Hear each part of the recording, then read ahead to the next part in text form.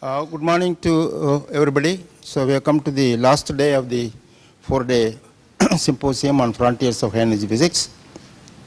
So in this session, the first talk will be given by Professor Biswarup Mukhopadhyaya from Harishchandra Research Institute, Allahabad.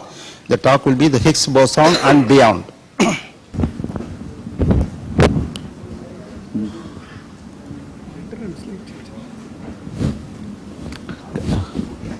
Thank you. Thank you.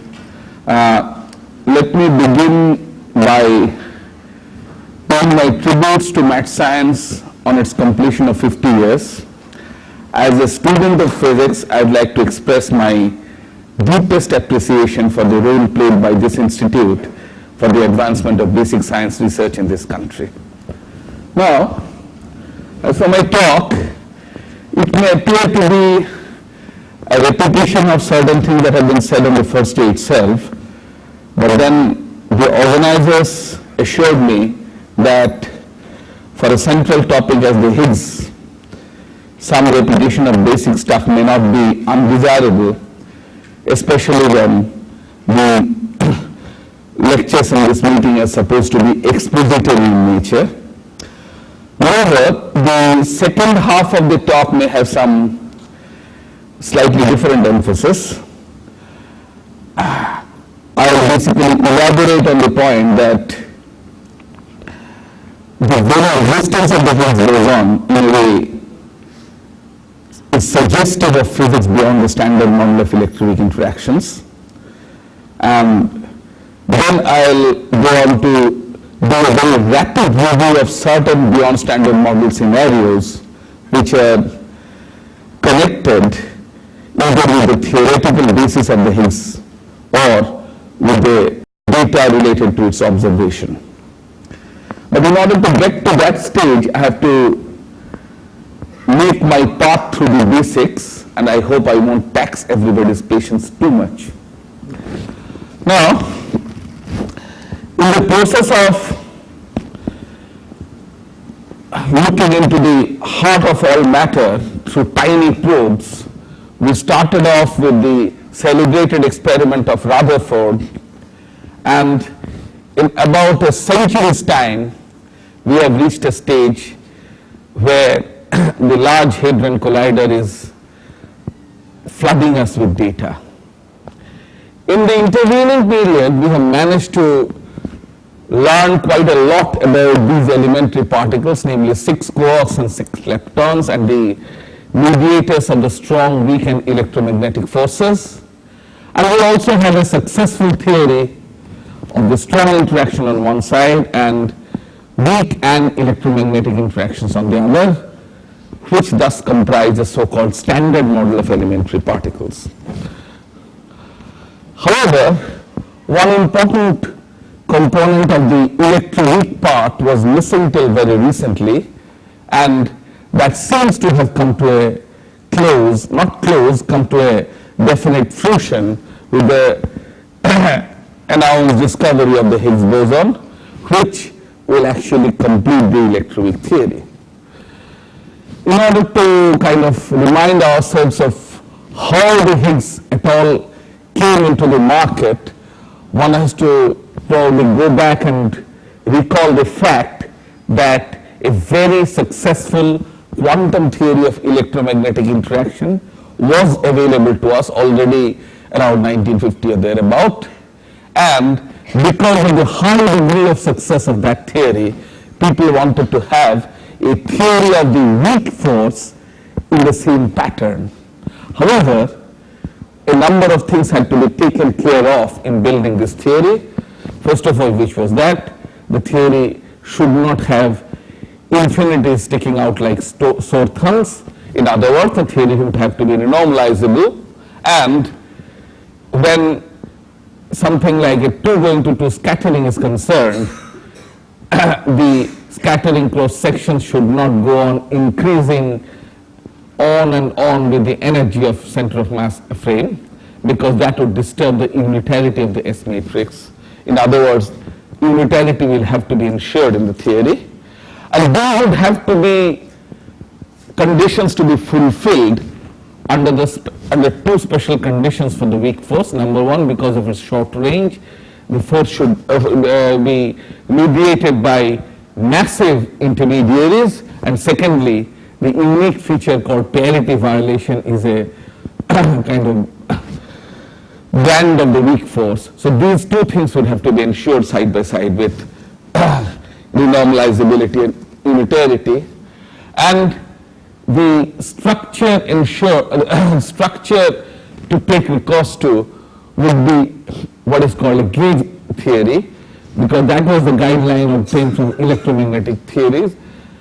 And in this case, as opposed to the case of electromagnetism, one has charge changing currents where one particle goes into another, which immediately tells us that particles participating in weak interactions will have to be not just singlet but doublets in character, like an electron and a neutrino with it, and this would immediately bring in the possibility of having a non-abelian gauge symmetry, and the proper gauge group turned out to be SU2 cross E1 in the process.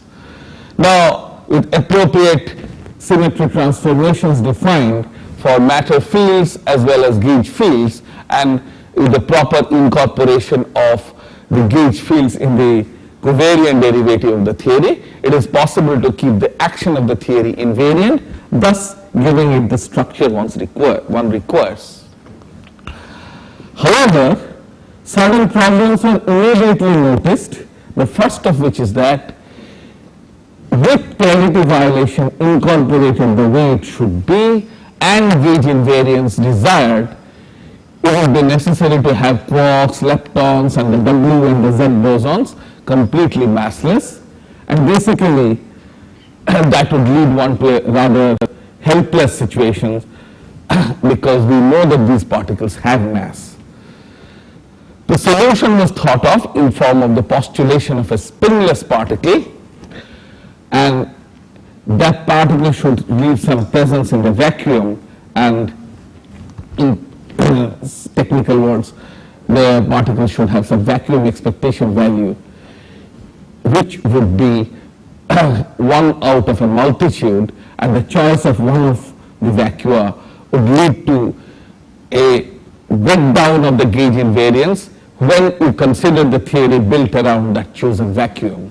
And in order to break vacuum, break the symmetry at the vacuum level, this spinless P field will have to be not a singlet under the gauge group, but part of a complex scalar doublet where the remaining fields would become unphysical and go into the process of giving masses to the W and the Z bosons. The vacuum effect essentially generates masses, and one can very qualitatively think of it as follows, that vacuum will have a conglomeration of energy in the presence of the Higgs boson, and the hitherto massless particles in the process of pushing through the vacuum would develop an inertia which appears as its mass, much in the same way as any of us trying to move across a room where there is knee-deep water would have to wade through that water and will develop an extra inertia in the process. Now, here, the fact that different particles have different masses would also require that the inertia developed in this way would have to depend on the strength of interaction between the Higgs field and the various particles who acquire masses through it. Just like if there is knee-deep honey instead of knee-deep water in this room, I would have more viscous drag and my apparent slowing down will be of a higher level. So a higher viscous interaction means a higher inertia developed in the process. Now, all this is like storytelling. To come to real physics, if there is the vacuum expectation value of the Higgs which is non-zero, there is also a self-interaction strength of the Higgs boson which is responsible for two Higgs scattering into two Higgses, and if lambda is the self-interaction strength, then the mass of the Higgs boson and the self-interaction strength are related through these very simple-minded relationships given the potential of the Higgs boson.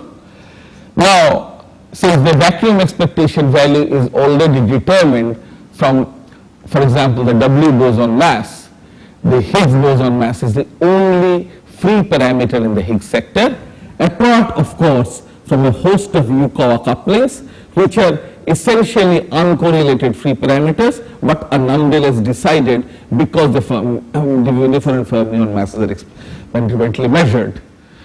Now, what this all-important Higgs mass would be, about that there was no guideline available to physicists because there was no theoretical deciding as to what the Higgs mass would be. But even before experiments began, with certain theoretical prejudices, the Higgs mass could be pinned down to certain ranges. One of them is the so-called unitarity bound, which again stems from our belief in perturbation theory. If we believe the electronic sector to be weakly interacting, then scattering amplitudes can be expressed in the form of partial waves, and in order for the scattering matrix to be unitary, the so-called optical theorem should be satisfied, which basically results in the relation of this form. And this shows that if there is any scattering process which is driven by the self-interaction of the Higgs boson, then this kind of a relationship would imply an upper limit on the self-coupling on the Higgs boson, and just because of the relationship I have shown in the previous slide, this would translate to an upper limit on the Higgs boson mass, which is in a standard way called the unitarity limit on the Higgs boson. So even without actually looking for the Higgs boson, because of our possibly well-laid faith on perturbativity, we knew that we have to look in the regime within a TeV or thereabout, in the absence of which we have to drastically revise our idea about the electroweak symmetry breaking sector and would have to identify it with strong interaction. Well, there is another theoretical issue called triviality, which imposes certain bounds on the Higgs boson mass, but I'll come to that later. Now, as far as observations related to the Higgs boson are concerned, the first thing to remember is that the Higgs boson couples to any pair of particles with strength proportional to the mass of that particle. That means in the process of producing it, one has to produce it through processes where relatively massive components of the standard model were involved. Similarly, in the decay process, once a Higgs is produced, it will decay most copiously into those channels where it interacts with relatively heavy particles in the process of decaying. So these were the guidelines available to people when experimental strategies for the discovery of Higgs boson were being framed. Now, electron-positron colliding machines had been looking, among other things, for the Higgs boson for nearly a decade and a half, and the process employed for the purpose is when an E plus and minus pair goes to a Z in the Higgs boson, and the non-observation of the desired final states led to the conclusion that the Higgs boson was at least 114.5 GeV in mass.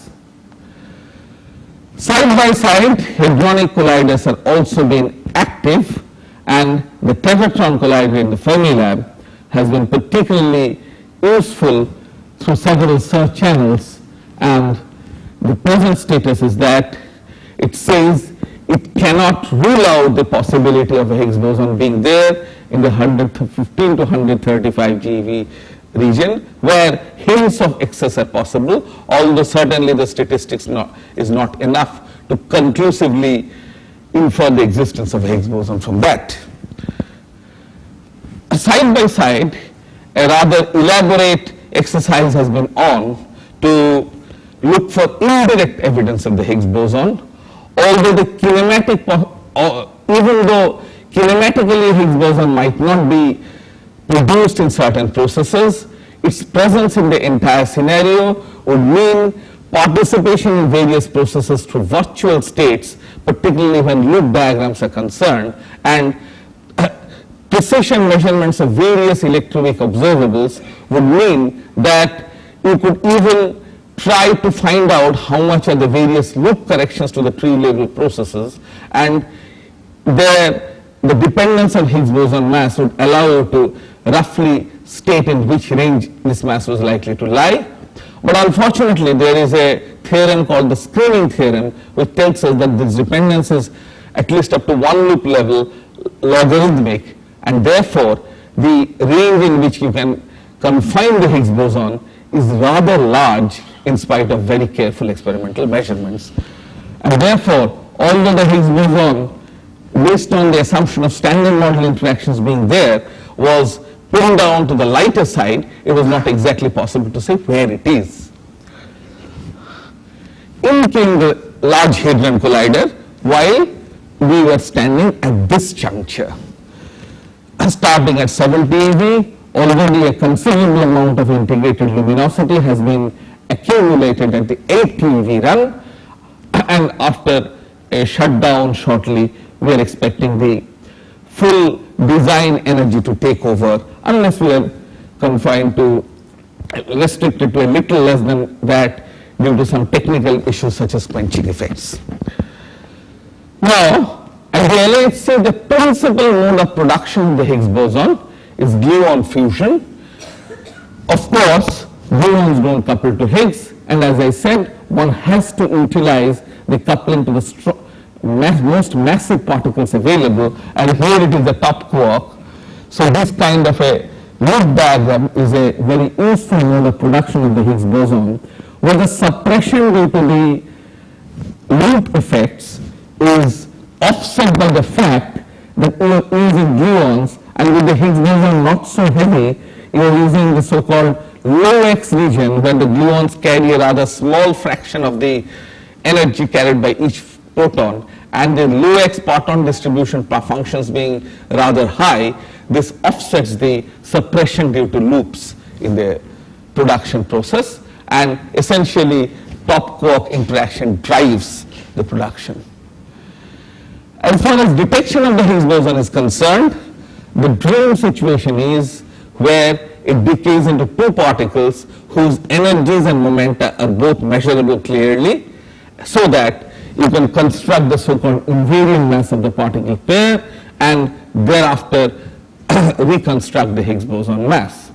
Of course, it does not pay just to use these channels, so as I'll see, other channels also are used where you cannot always reconstruct the invariant mass, but where the final states are sufficiently distinguishable from backgrounds so that at least the signal of the Higgs boson helps us there. Other than the gluon fusion channel, there have been other channels explored.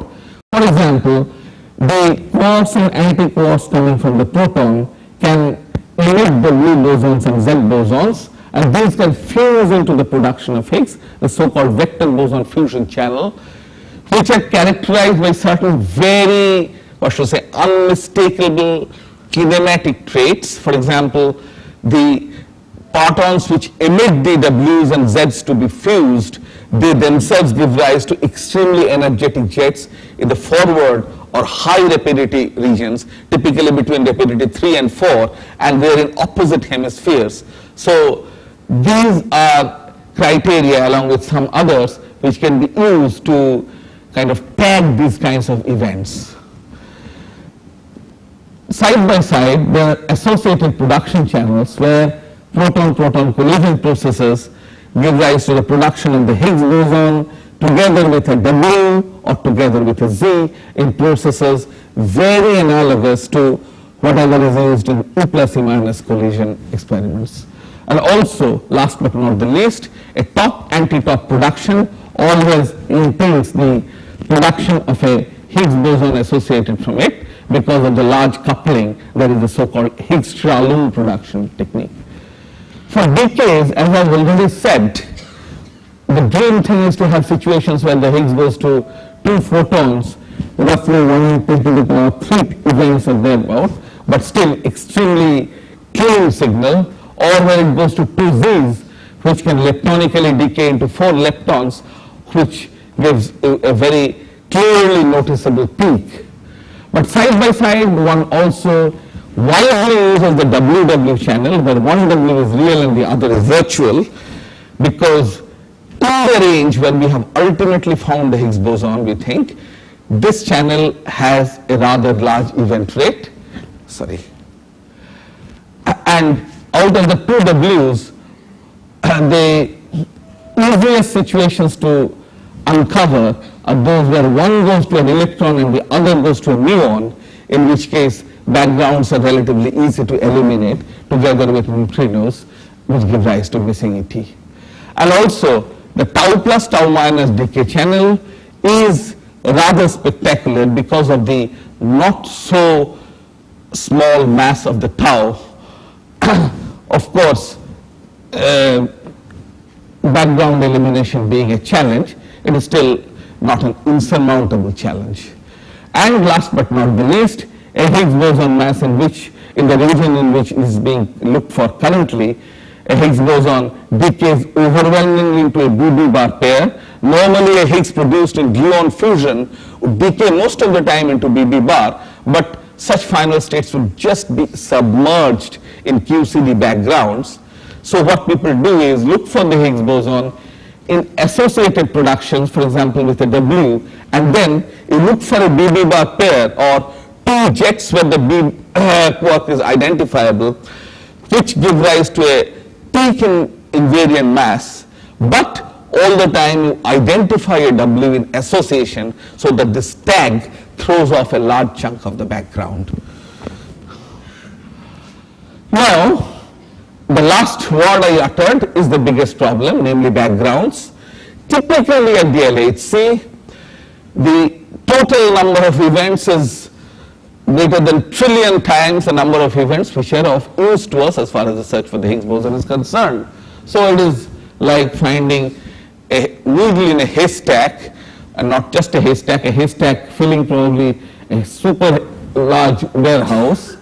So in order to filter out the signal, one has to develop event selection criteria where signals that suppress background, signals are filtered out but backgrounds are kind of eliminated. For example, in the case when the Higgs goes to a pair of photons, or where to a pair of Z's goes to 4 leptons, it is possible to ensure that you would only look for events where the 2 photons or the 4 leptons always show invariant mass in a very narrow region. So if there is a bunch of events where the invariant mass exceeds the backgrounds in a narrow region, one can look for the signal of the Higgs boson in that region. Similarly, in this WW decay channel, WW star actually, with a one W having a degree of offshellness, and because of some angular momentum arguments, one can see that 2 leptons coming out of the 2 Ws are largely collinear, moving in the same direction. And when 2 energetic particles are there and they are nearly collinear, their invariant mass is always less than what it would have been had they been having a large angular separation between them.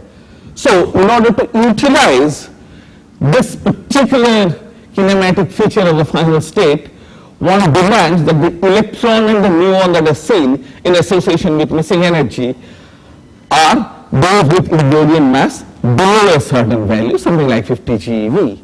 And this is extremely effective in identifying signals and separating them from backgrounds. Now, after such humongous efforts, various announcements which are tantamount to discovery have come up, and these quantitative statements are changing with time compared to what they were in July. In November, the statistical level is different, and of course the claims are different. But this I thought is relatively easy to follow because these show the so-called p-values against Higgs boson mass. Basically this curve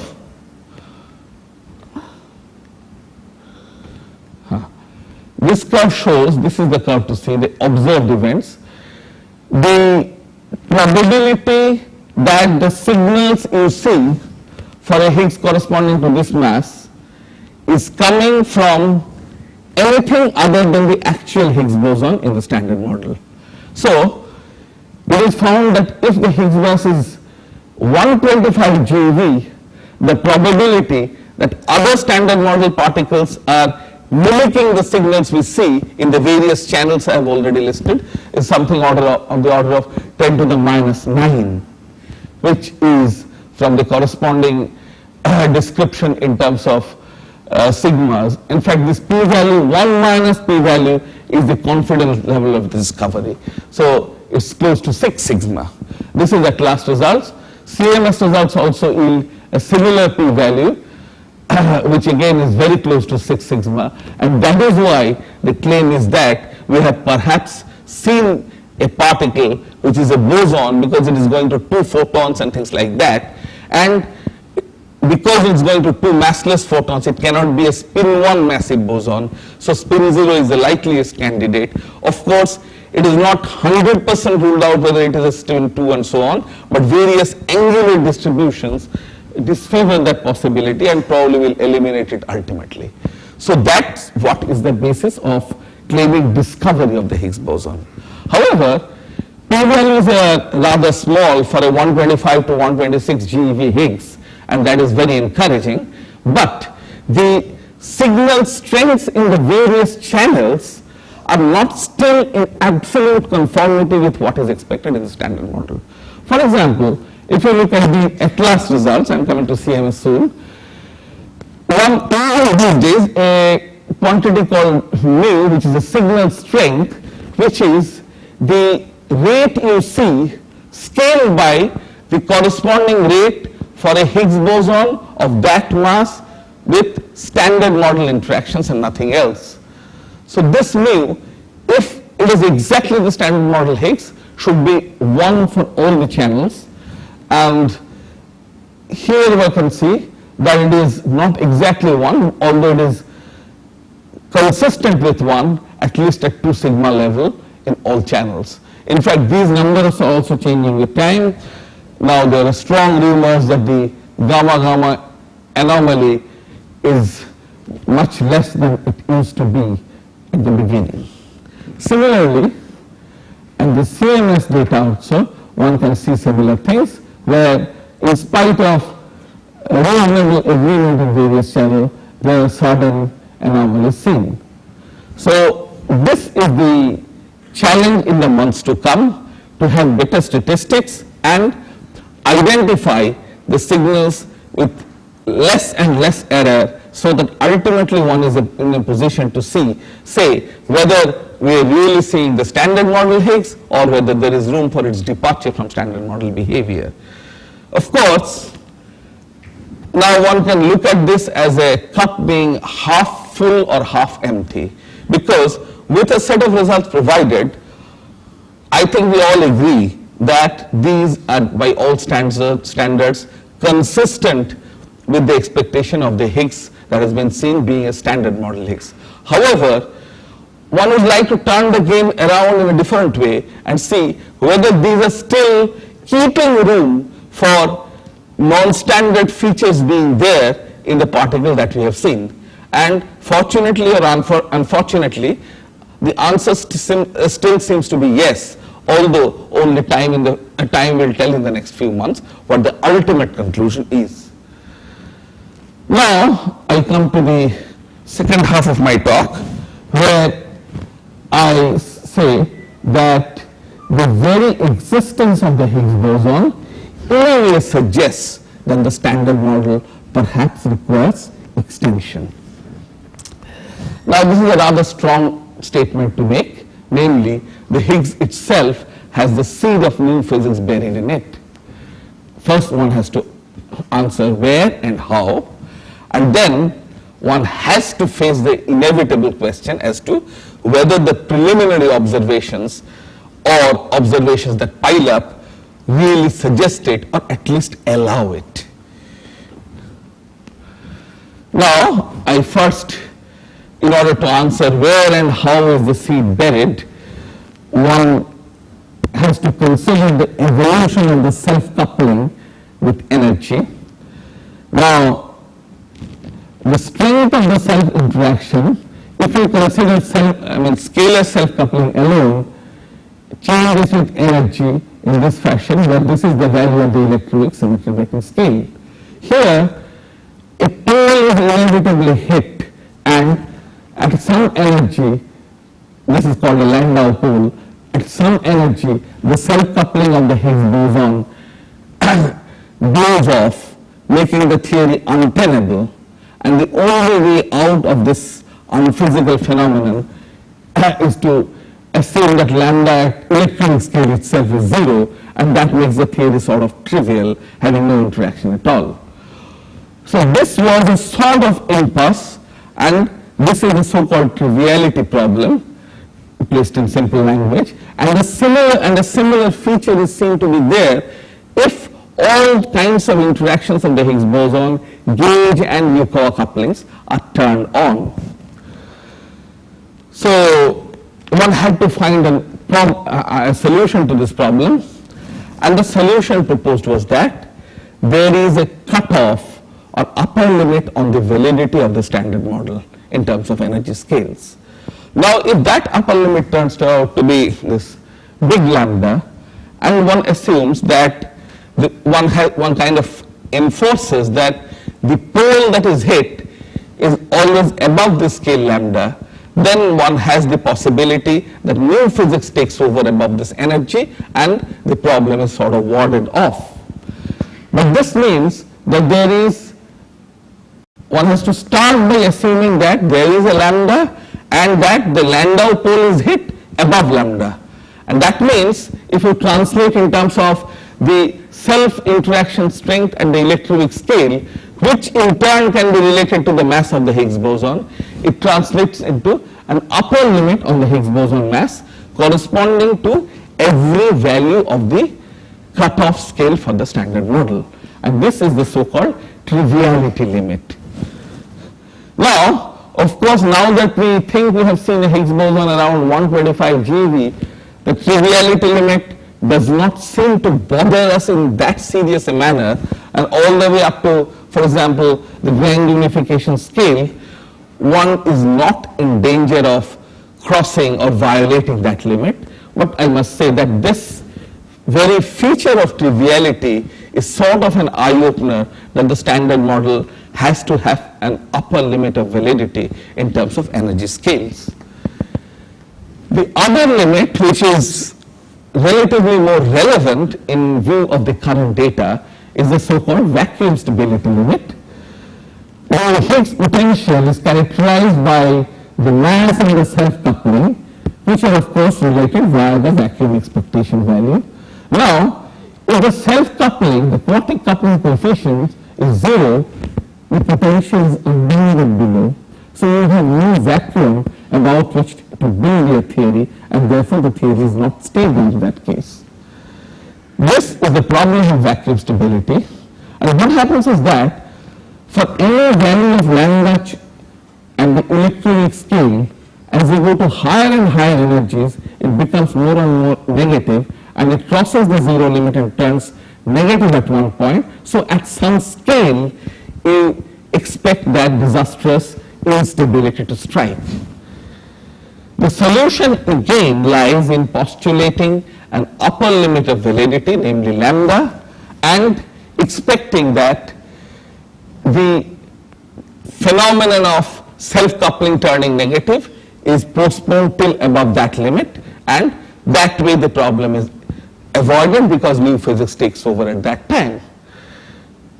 And therefore, for each lambda, the self-coupling and therefore the Higgs mass must be above a certain value, so that in spite of evolution to a high scale, till lambda, till capital lambda or small lambda stays positive, and you don't hit the vacuum stability problem. Therefore, a lower limit on self-coupling, and in that language lower limit on Higgs mass, is sort of evinced for each value of the proposed cutoff scale. So this is the so-called vacuum stability bound. Now, as this shows, while the triviality limit is completely, it's not causing any problem all the way to very high scales, since the Higgs boson mass is on the order of 125 GeV or so, this cannot be said about the vacuum stability bound. There is some bound envisioned already. Moreover, the LHC is looking not just for the Higgs boson, but for beyond standard model physics in a number of ways and for a number of motivations.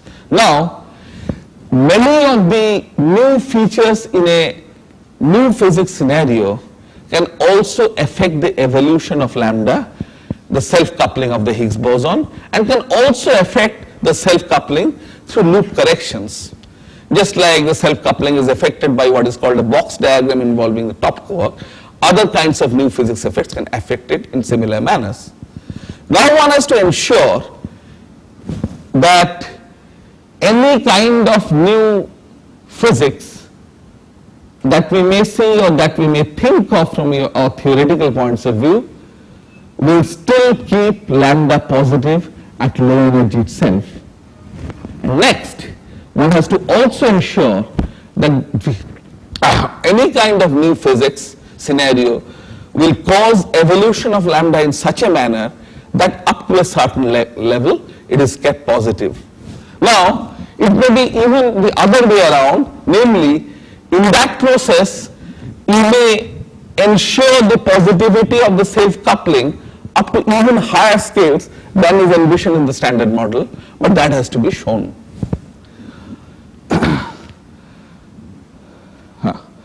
So, in the light of the current data and in the light of the small anomalies in various channels seen, theorists have been wildly speculative about various new physics scenarios already. Whether this is premature or not is a different question, but in the light of various proposals, one also faces constantly the need to check the vacuum stability issue to make sure that anything that you are proposing is not violating the vacuum stability condition at a, so to say, prematurely low energy.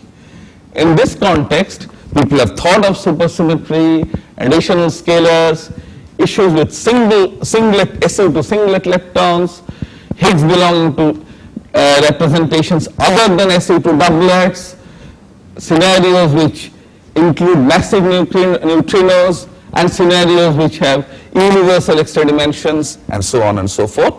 And in connection with the present data and various new proposals, the implications of various scenarios of this kind have been very recently explored quite widely and debated quite intensely, and I am selecting but a few of the sample works in this direction.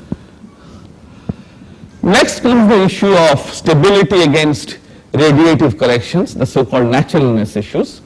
I know this issue has been discussed on the very first day, and I'm sure it was a very insightful discussion because the discussion was by a person who has done pioneering work on the field itself.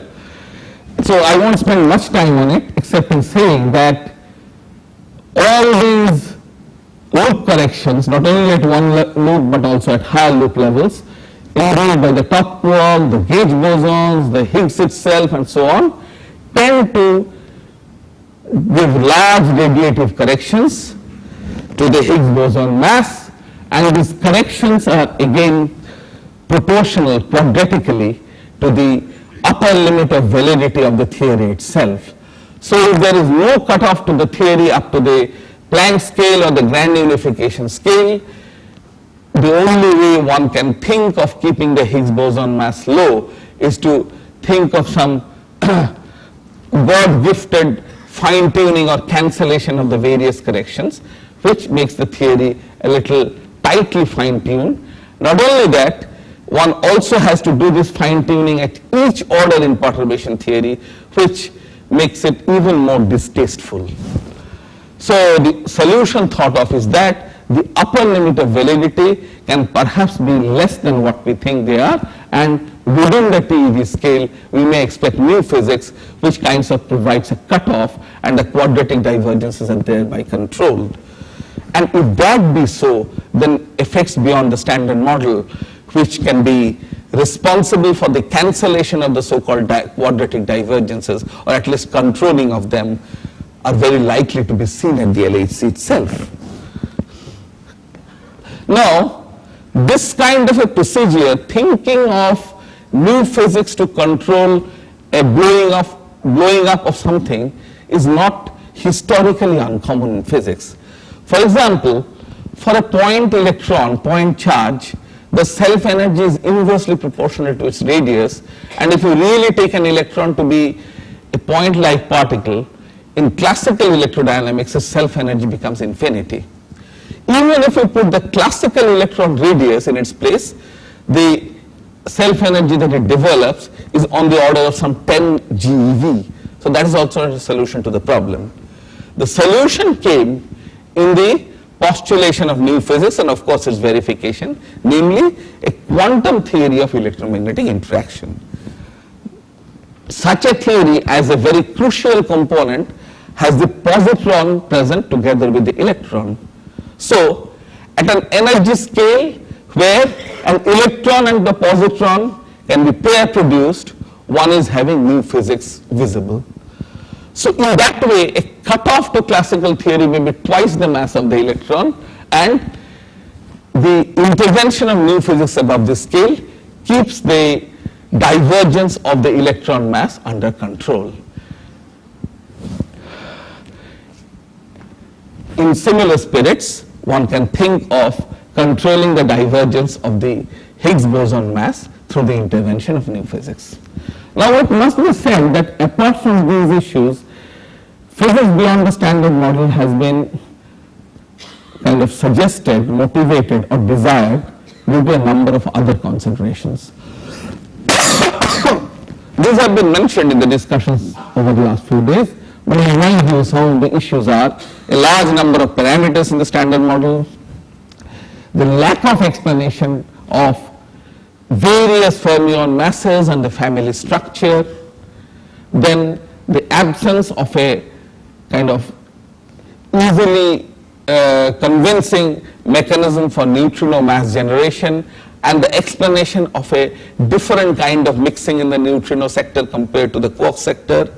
Then of course the dark matter content of the universe, if you believe in a particle physics explanation of that, and of course the Baryon asymmetry of the universe, the predominance of baryons over antibaryons, and last but not the least, the source of the dark energy, or the sort of invisible repulsive force which causes a tiny acceleration in the expansion process of the universe.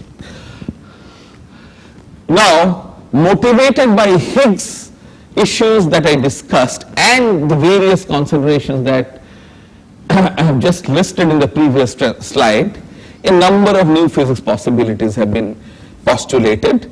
These include, in a very broad and so to say cavalier classification, new symmetries, existence of new particles, new or anomalous interactions, which include the possibility of compositeness, and of course the presence of extra space-like dimensions which are compact in character. Now I go on to quickly review a few such scenarios motivated by some or the other of these considerations, which have some bearing or other on physics related to the Higgs boson. If you take Higgs mass stabilization and the explanation of dark matter together, the readiest candidate is supersymmetry, which is a very frequently explored possibility. This basically postulates the existence of a fermion boson symmetry in nature and the existence of a fermion answering to every boson that we see in the standard model, and the other way around. In this case, because of the participation of various particles and their so-called superpartners to loop-induced corrections to the Higgs boson mass, there are cancellations without any fine-tuning, and the Higgs boson mass is kept under control so long as the mass separations between the various particles we see and their supersymmetric partners do not exceed very much above 1 TeV. Also, in the minimal version of supersymmetry, where lepton and baryon number are not seen to be violated by odd units, it is also seen that there is a multiplicative quantum number which is conserved, which is called arc parity, under which all supersymmetric partners of standard model particles are odd. As a result of that, the lightest of these is a stable particle, and if that particle is a weakly interacting uncharged particle, then it is an invisible particle, and therefore it is a ready candidate for the dark matter of the universe. Now, as far as the Higgs sector is concerned, supersymmetry requires at least 2 Higgs doublets. This is because of certain technical requirements in the supersymmetric theory. There is a mathematical construct called the superpotential, which is responsible for a number of terms in the Lagrangian, and the superpotential has to be an analytic, or technically called holomorphic, functions of the various fields comprising particles and their own superpartners. And this requirement finally leads to the possibility, kind of necessity, that there has to be not 1 but 2 Higgs doublets. And keeping out the particles which are responsible for longitudinal components of the gauge bosons, there has to be a number of Higgs-like fields in this scenario, including 1 additional neutral scalar, 1 additional pseudo-scalar, and a pair of mutually conjugate charged particles. So the physics required, rather the physics envisioned in the LHC context in the Higgs sector will be richer, more diverse, and of more intriguing type if at all supersymmetry is there. However, this last question cannot be answered in a very optimistic note as of now, because taking the relatively simplified models of supersymmetry, the so-called simple models which kind of propose relatively straightforward decay patterns of supersymmetric particles, their limits on the superpartners of the quarks, which are called squarks, or the superpartners of the gluons, which are called gluinos, the limits have already been hitting the TeV mark or going above it.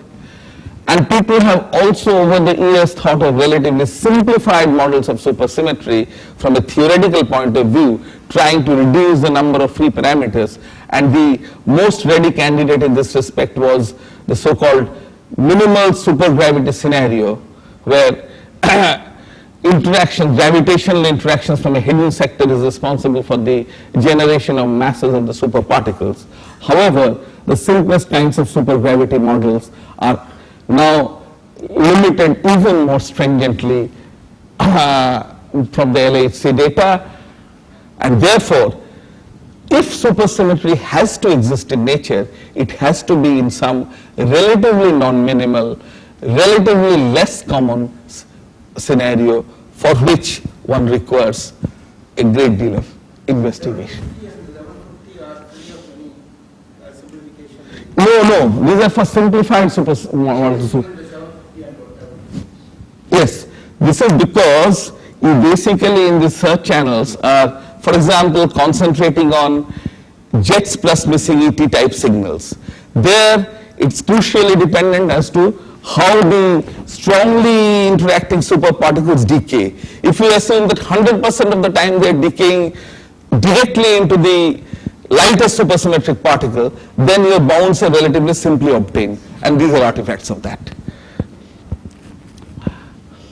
Now, again, another scenario, a lot less elegant in my view, which also explains stabilization of the Higgs mass and also provides dark matter candidates, is so-called little Higgs scenario with T parity. Here the Higgs mass is sort of prevented from divergent contributions by assuming that it's the pseudo-Goldstone boson of an approximately broken global symmetry. If there is an exact global symmetry broken spontaneously, then one has a Goldstone boson that is massless. But if the symmetry is approximate, then this Goldstone can pick up a mass depending on the kind of strength of the terms in the Lagrangian which break the symmetry and make the symmetry only approximate. In this case, for example, it is postulated that there could be an SO5 global symmetry in the scenario which breaks spontaneously into an SO5 and releases a host of Goldstone bosons, but the global symmetry is being approximate. One has masses for these Goldstones, making them pseudo Goldstone bosons, and our good friend the Higgs boson is one of them.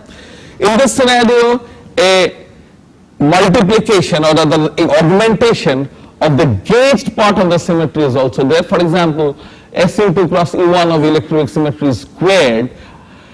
This case shows the Higgs boson as part of a bigger multiplet, because we have something like an SU5 to start with, including not only SU2 doublet but also an SU2 triplet, for example. Here, the quadratic divergence from a Higgs boson due to a Higgs boson doublet loop is sort of cancelled up to one loop only. By a Higgs boson triplet, the quadratic divergence due to the ordinary gauge boson loops are cancelled by the additional gauge bosons which come as a result of this multiplication or the augmentation of the gauge group, and one has to postulate additional top-like quarks which cancel the quadratic divergence due to the top quark loop coming into the Higgs boson. However, in a scenario like this, what is of supreme importance is to ensure that the scale of this approximate global symmetry breaking is not too high, because in that case that would lead to another sort of unnaturality or hierarchy between the electroweak scale and that scale. At the same time, one has the problem of making that scale too low, because in that case the contribution of the additional particles or fields to various precision electroweak observables will make their existence untenable. The solution is offered at least in the postulation of one more reflection symmetry. For example, in this SU2 cross E1 whole squared, you have an exchange symmetry between the two pairs of SU2 cross E1 in terms of the couplings and so on. These can be resulting in physical fields which are odd or even under that Z2 symmetry, and the odd ones, among them the lightest one, is again a stable particle by approximately similar arguments as to those in the supersymmetric scenario. So this symmetry is called T-parity, and therefore a T-parity invariant little Higgs scenario is still an explanation of Higgs mass stabilization in dark matter. As far as LHC data are concerned, limits on the strongly interacting new particles in this scenario, for example the heavy quarks, limits are not as stringent as in the case of supersymmetry. The main reason being that in the case of supersymmetry, the gluon has its supersymmetric partner, Neutrino, which is an SU3 octet and therefore has large production rate at LHC.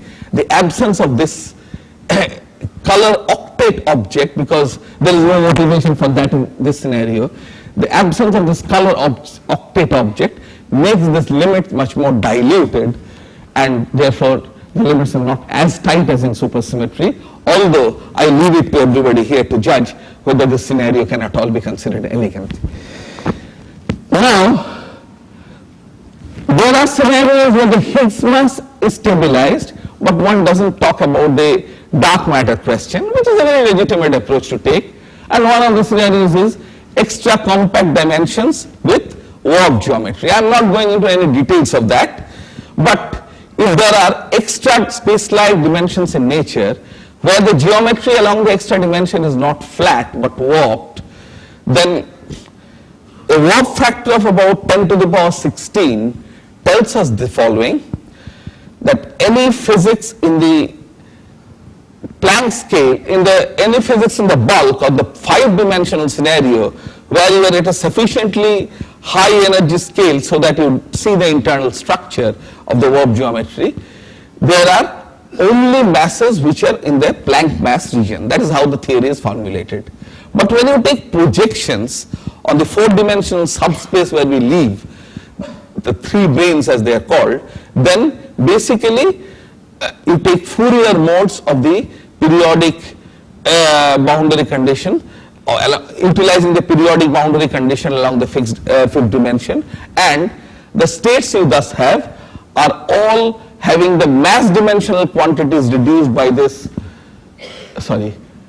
warp geometry, warp factor, as a result of which you only have TeV scale quantities in 4 dimensions, and that is the explanation. However, the most essential point of departure in such theories is the existence of a tower of gravitons.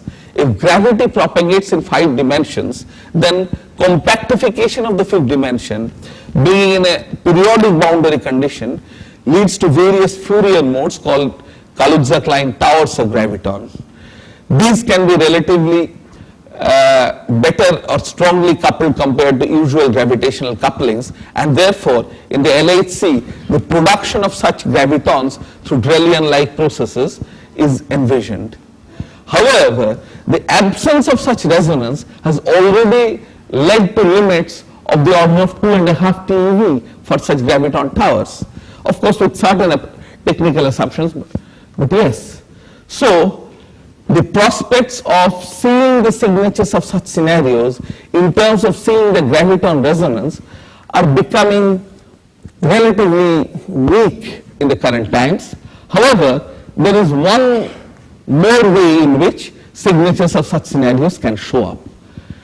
The radius of the compact dimension is a free parameter, and if this kind of a theory has to work, then that radius inverse should be about 1/10 or 1/12 of the Planck mass. Now, who fixes this? One approach is to assume that this radius is a fluctuating quantity, a field in that sense, and that the vacuum expectation value of that field is what corresponds to the desired radius for providing the right warp factor. In order to have this, one has to postulate the existence of additional field, an additional scalar field, which has a vacuum expectation value in 4 dimensions also. Now, this field, which is called the radion, can in general, consistently with general covariance, mix with the standard model Higgs field. And therefore, the existence, and that radion mass is not very closely linked with the 2.5 TeV limit of the graviton, and therefore it is possible for that radion to be as light as the Higgs boson itself.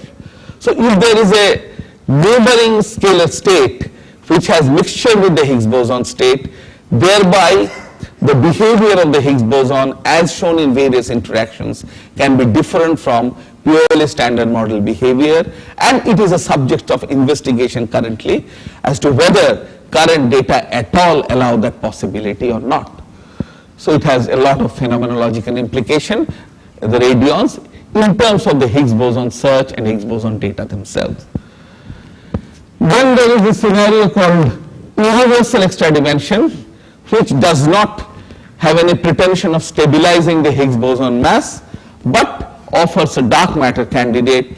This is a situation where, or Kaluza-Klein towers, when you take their projection on the 4-dimensional subspace, and the necessity to have chiral character of fermions requires some additional Z2 symmetry on the scenario, as a result of which the lightest of the Z2 particles is again a stable quantity. For example, the photon will have its Kaluza-Klein tower, the next one being an excited photon, and that's odd under this Z2 symmetry. So this is a scenario where you expect this guy to be stable, weakly interacting, and therefore explaining the dark matter of the universe. The 125-ish Higgs has some bearing on this kind of a scenario, because here together with the gluon, you have the excited gluon modes, which are Kaluza-Klein excitations. Similarly, with the top quarks, you have excited top quark modes.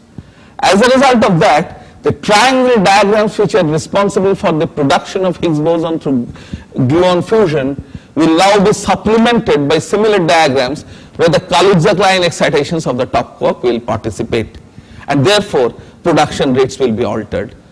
Similarly, the excited top quark modes provide further radiative corrections to the self-coupling of the Higgs boson, the quartic coupling, as a result of which the implication of this scenario as far as the vacuum stability bound is concerned needs to be examined and is being examined. Now I come to at least one scenario of neutrino mass generation, which also has a bearing on Higgs. We have had a very nice discussion on that already, but we primarily had a discussion on the seesaw mechanism where a right-handed neutrino, which is heavy, is invoked.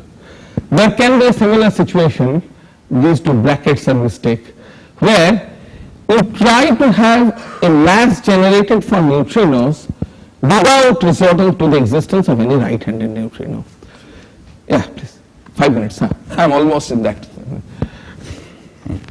So there, you can generate neutrino mass terms through a Higgs triplet, which I call delta plus plus, delta plus and delta 0, y equal to 2 triplet, and coupling it to L transpose L pair, so that it is a gauge invariant coupling and is responsible for the generation of neutrino masses.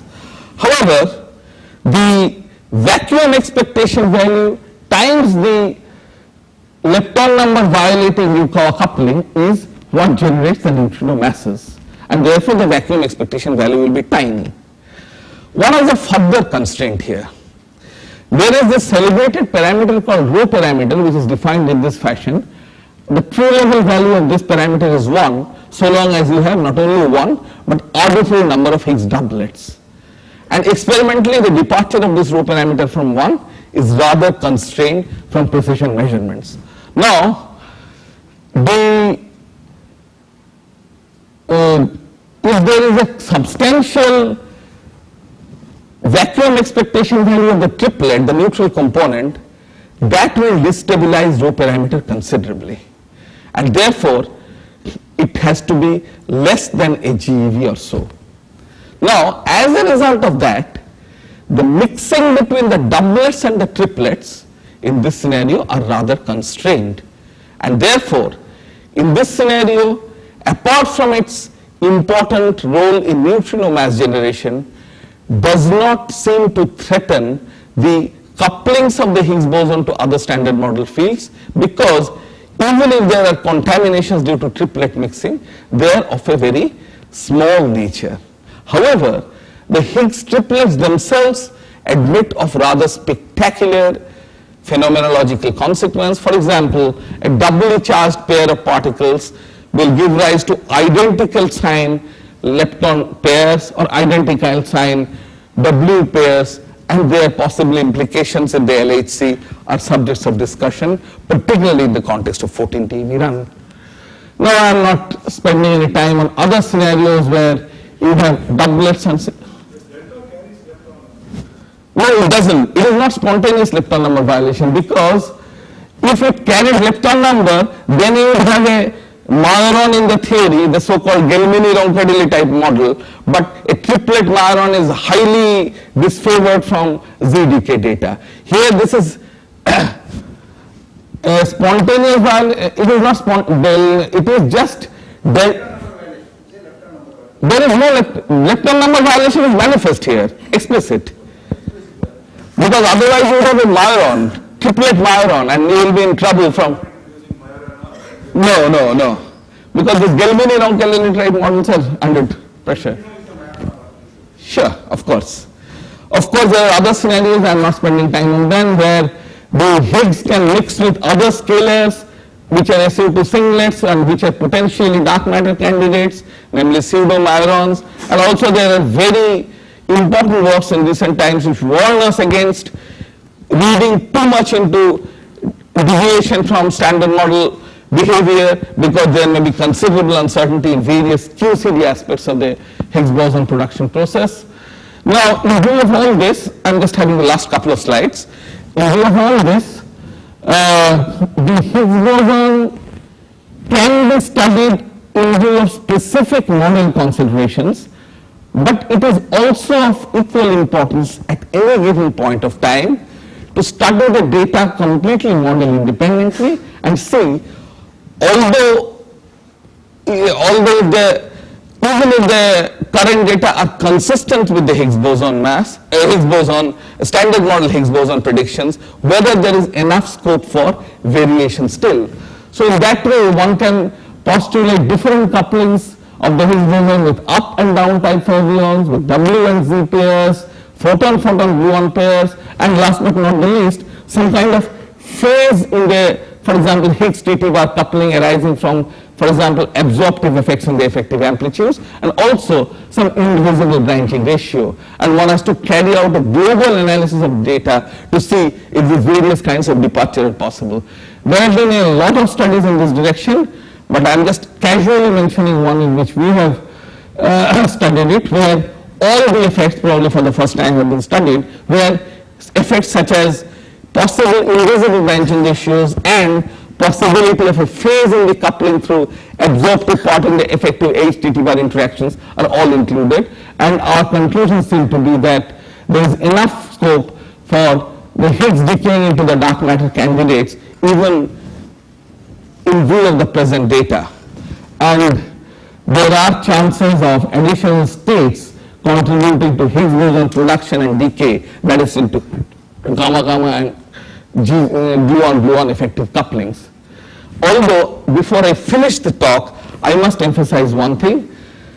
These various roundabout ways of harping on non-standardness in the Higgs boson behavior will be on and are extremely important, but of supreme importance is the necessity of measuring the self-coupling of the Higgs boson, which is uniquely related to the Higgs boson mass in the standard model.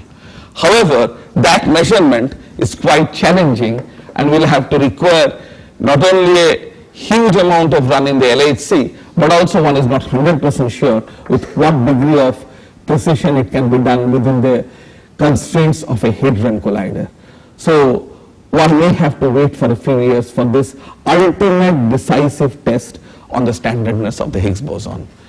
Of course, I come to the conclusion now, but I think it is obvious from what we have said that we have not reached a stage where we have a conclusion related to the Higgs boson mass. Therefore, in lieu of conclusions, I end by quoting Niels Bohr saying, every sentence I utter must be understood not as an affirmation but as a question. Thank you.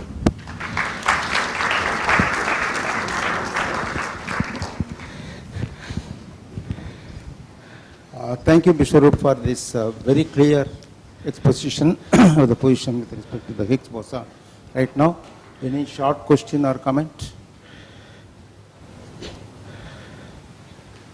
Especially from the back benches where students seem to be. Yeah, sure. When you put in these extra dimensions, you get more and more Higgs-like particles, no? From not necessarily. It depends on what kinds of extra dimensions. Kalusat line type. Sorry? Kalusat line type particles. Yes, no. For example, if you have universal extra dimensions, that is to say all the standard model particles are propagating in the bulk, you have Kalusat line towers of everything including the Higgs boson. But they will affect things like G-2 or yes. Things can start diverging at the loop level. Not just the Higgs boson, Kalusat line states, but all other charged particles which are there in terms of Kalusat line towers will potentially affect G-2. I don't have the exact references with me, but there have been studies constraining such scenarios. What is not clear to me is that even you'll get infinite sums. Yes. It is not clear to me they will even converge. Long ago we looked at this and we found things would diverge. No, there is one more thing that comes into these theories. The thing is that the Kalusat line towers are very rarely degenerate in the minimalistic version of the model. Because of radiative corrections at the so-called odd default points or fixed points, there is some small splitting, and the dependence is on a cutoff which is postulated for the theory, and the dependence on the cutoff scale is logarithmic. So keeping those in view, contributions are not obviously divergent, they are convergent, but they are probably asymptotic in nature. But these higher dimensional theories anyway are not renormalizable. Not they at are all. divergent. No, he is talking about various. Yeah. There is this basic divergence of Yeah, one has to assume a cutoff scale there. assume cutoff. And the dependence on the cutoff scale is mostly logarithmic. Any other question? Ready?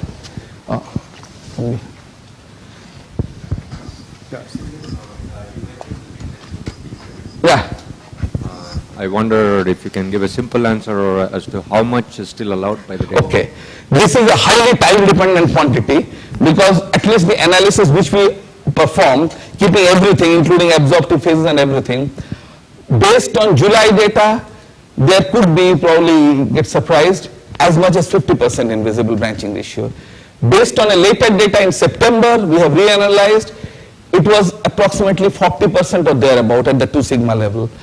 In the November data, whatever there is, with a modification of the WW in value of the 13 inverse 1-to-1 accumulation, we have not performed the analysis. We want to do it in a couple of months' time when we have a decisive answer on gamma. It is anybody's guess how much it could be, but my gut feeling is that with all the uncertainties, it could still be 10 to 20%. In fact, in your normal frame of mind, you don't expect more than 10% branching ratio for new physics anyway. So I dare say that that is not ruled out by the current data.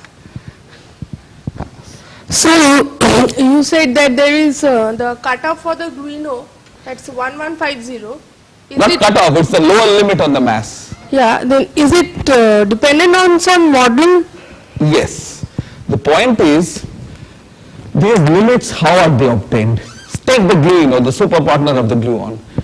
Proton-proton collisions are pair producing these particles. They are decaying into subsequently lighter particles. Finally, there will be considerable missing energy because the lightest supersymmetric particle is invisible in this assumption. Now, the gluino can decay directly into a pair of quark antiquarks and missing energy, the lightest supersymmetric particles. In that case, you will have jets plus missing ET. At the same time, the gluino can have cascade decays where in between leptons of like or unlike signs are pair produced and you have jets and missing energy. Now, the analysis is at its best under the current available data if you are thinking that the gluino is directly decaying into the lightest supersymmetric particle together with jets, the so-called jets plus missing energy. The current limits that I talk are largely based on such assumptions. However, if it has various stages of cascades, the jets plus missing energy rates are diluted. At the same time, the leptonic final states, of course they are more spectacular and cleaner, but they undergo a certain degree of degradation as we go in cascades, and therefore the cuts that you employ to identify these leptons and so on suppress a substantial number of your signal events. So the events are relatively fewer, and based on the statistics we currently have, we cannot say that much about the signals from leptonic events. So we are losing on one side and not gaining that much on others, and therefore our limits are diluted. The limits which are quoted are based on the relatively simple-minded assumption that for an overwhelming fraction of the cases, the supersymmetric particles are decaying directly into the lightest supersymmetric particle, which need not be the case at all. So there is scope, but probably as data accumulates, less simple-minded possibilities will continue to be explored. One last question, if there is. There is none. Okay, so otherwise let us thank Professor Biswarup again.